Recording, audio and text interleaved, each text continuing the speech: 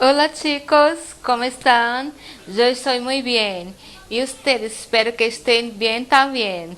Bueno, hoy vamos a hablar de un asunto muy importante, aprovechando los Juegos de Toronto en Canadá que ocurrieron hace pocos días.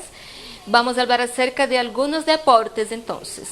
Por ejemplo, ¿ya escucharon hablar de un deporte llamado de baloncesto y balonmano? ¿Saben lo que es? Bueno, fútbol creo que todos sepan.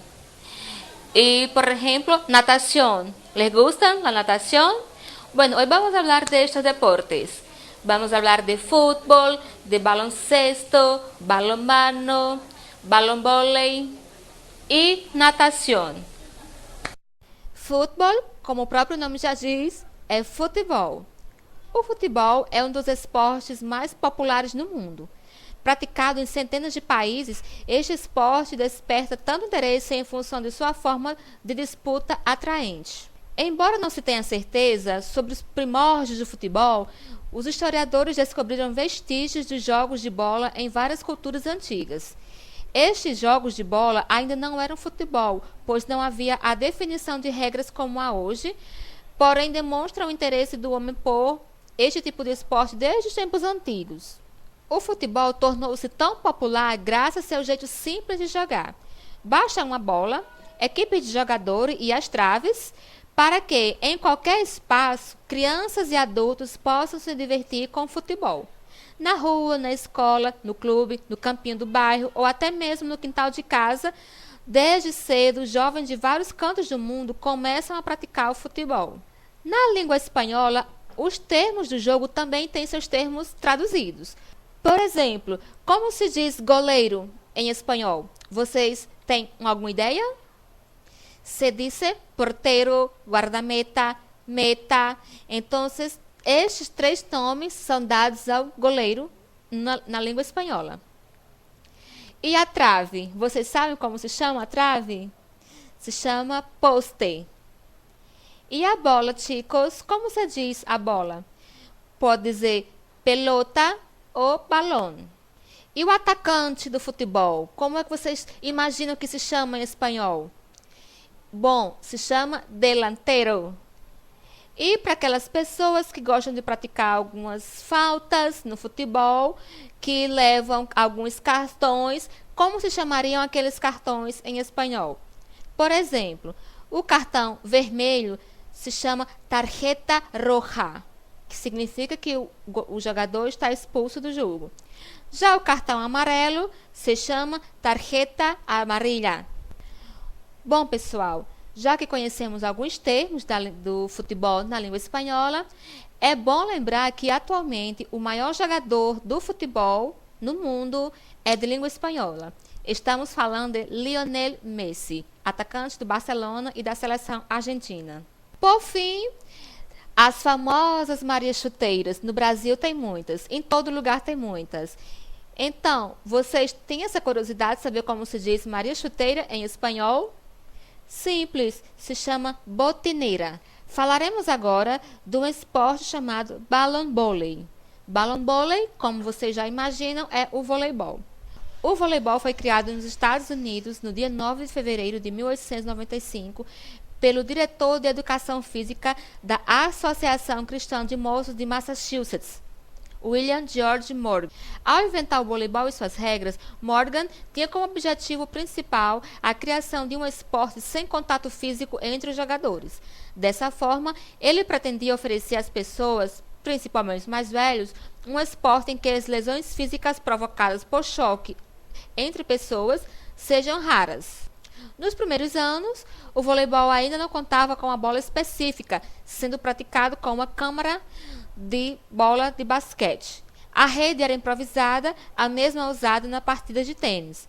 Neste período, o esporte era conhecido por mintonete. Com o passar do tempo, foi ganhando o nome popular de voleibol. Neste período, o esporte era conhecido por mintonete. Com o passar do tempo, foi ganhando o nome popular de voleibol, que acabou se tornando oficial. O basquetebol, popularmente conhecido como basquete, surgiu no ano de 1891 nos Estados Unidos. Seu criador foi James Naismith, professor de educação física da Associação Cristã de Moços de Springfield, estado de Massachusetts. O primeiro jogo de basquete que temos conhecido e registrado foi realizado no dia 20 de janeiro de 1892. Foram formadas 2 equipes da associação e este jogo foi interno e não presenciado pelo público. Somente no dia 11 de março deste mesmo ano, uma partida pôde ser assistida por público de fora da associação. Nesta ocasião, os alunos da associação venceram o time dos professores pelo placar de 5-1. Aproximadamente 200 pessoas assistiram o jogo. Agora é a hora do esporte conhecido em espanhol como balonmano.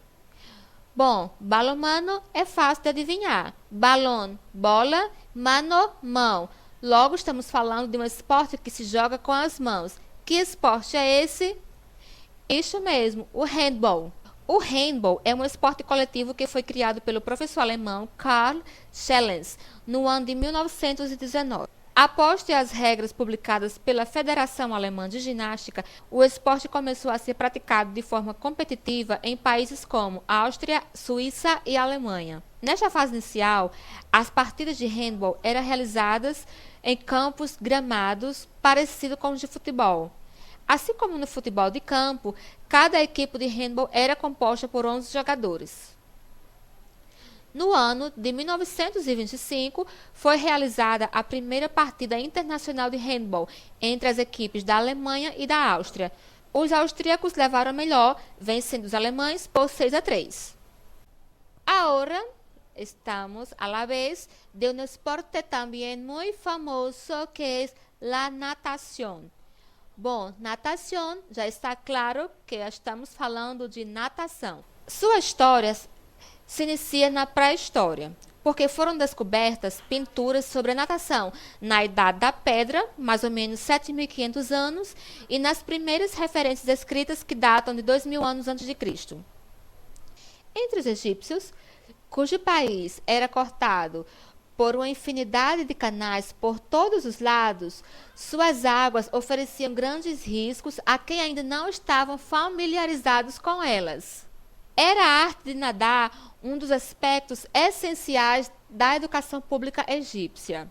Do japonês, se diz que já nos tempos do imperador, correspondente a 38 a.C., se celebravam anualmente competições esportivas, entre elas a natação.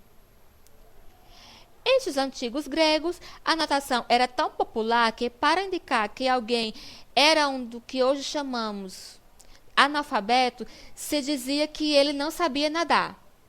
Se dizia assim: não sabe nem ler nem nadar. No entanto, a natação como esporte começou a princípios do século XIX na Grã-Bretanha. O primeiro campeão mundial foi Tom Morris. Na natação, como sabemos, atualmente existem vários estilos, e esses estilos também são traduzidos para a língua espanhola. Vocês já se perguntaram como se chama cada estilo desses na língua espanhola? Então vamos lá. Estilo crawl, que também pode-se dizer estilo livre, é o nado livre. Já estilo espalda é o nado costas. Já o estilo braço ou pecho é o nado peito. E por fim, o estilo mariposa, que é o estilo borboleta. Tem também os acessórios, por exemplo, traje de banho, né, o maiô, ou traje de banho, como queiram dizer. Tem também os equipamentos e acessórios para natação. Tem traje de banho, gorro e gafas, que são os mais conhecidos. Traje de banho é o traje que os nadadores usam. Gorro é a touca que eles usam na piscina. E gafas são os óculos que também usados pelos nadadores. Bueno, chicos, este foi nosso programa. Espero que eles tenham gostado muito. Entonces, hasta el próximo programa.